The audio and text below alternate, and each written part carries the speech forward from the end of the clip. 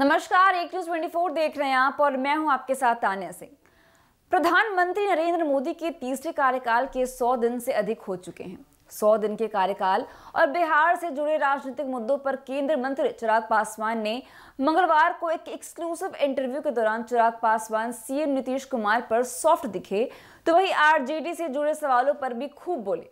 2025 की चुनावी तैयारी पर भी प्रतिक्रिया दी। चिराग पासवान ने कहा कि 100 दिनों की बात करें तो प्रधानमंत्री नरेंद्र मोदी की सोच बिल्कुल स्पष्ट है कि 2047 तक इस देश को एक विकसित देश बनाने का लक्ष्य है। उनकी थ्योरी है कि महिला, किसान, युवा और गरीब एक जाति हैं।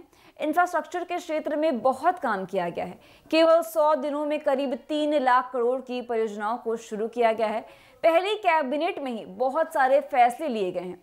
खाद्य गुणवत्ता के सवाल पर चिराग पासवान ने कहा कि हमारी बहुत स्पष्ट नीति है, उसके साथ कोई भी समझौता नहीं किया जाएगा।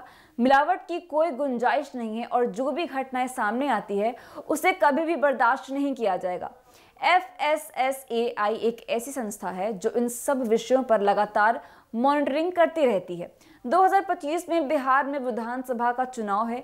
इससे जुड़े सवालों के जवाब में चिराग ने कहा कि विधानसभा चुनाव की मजबूत तैयारी चल रही है। एनडीए एक साथ उतरने का काम करेगी। पांचों घटक दल इस चुनावी रण में उतरेंगे। हम लोगों का प्रदर्शन अच्छा रहेगा। लोकसभा चुनाव में विपरीत परिस्थितियों के बावजूद हम लोगों ने अच्छा प्रदर्शन किया, जबकि विपक्ष ने झूठ बोलने में कोई कोर कसर नहीं छोड़ा। आरक्षण समाप्त हो जाएगा, संविधान खत्म कर दिया जाएगा। हर वो गलत नैरेटिव को स्थापित करने का कोशिश की गई है जिसका नुकसान हमें कुछ राज्यों में हुआ।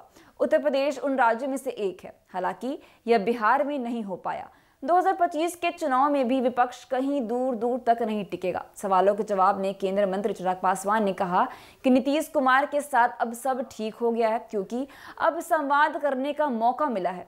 नई परिस्थितियों में जब मुख्यमंत्री एनडीए में वापस आए तब से लगातार उनसे बातचीत होती रही है। इसकी वजह से हम सब एक साथ मिलकर काम कर रहे हैं। 2025 के चुनाव पर कहा कि एनडीए को मजबूत करने के लिए ही हमारी पार्टी पूरे राज्य में तैयारी कर रही है। दूसरी ओर आरजेडी के साथ संबंधों पर चिराग खूब बोले। उन्होंने कहा, ऐसी चर्चाएं हमेशा होती रहती है, लेकिन मैंने अपने पिता से यह बात सीखी है कि राजनीतिक मंच और व्यक्तिगत रिश्ते अलग होते हैं। जैसे हमारे पिताजी विपक्ष के भी नेताओं से रिश्ते रखते थे, वैसे मेरे भी रिश्ते हैं, चाहे वह लालू प्रसाद यादव जी हो या उनके परिवार का कोई भी सदस्य हो। हम लोग बचपन से एक साथ खेल कर बड़े हुए हैं, इसीलिए वह रिश्ता पीढ़ी दर पीढ़ी चला आ रहा है।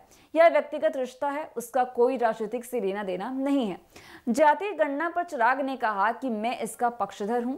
मैंने हमेशा जातीय गणना का समर्थन किया है। सरकारों के पास किस जाति की कितनी आबादी है यह आंकड़ा होना चाहिए, लेकिन उसे सार्वजनिक नहीं किया जाना चाहिए। मैं सार्वजनिक करने के पक्ष में नहीं हूं। योजनाओं के निर्माण में इसका लाभ जरूर मिलेगा।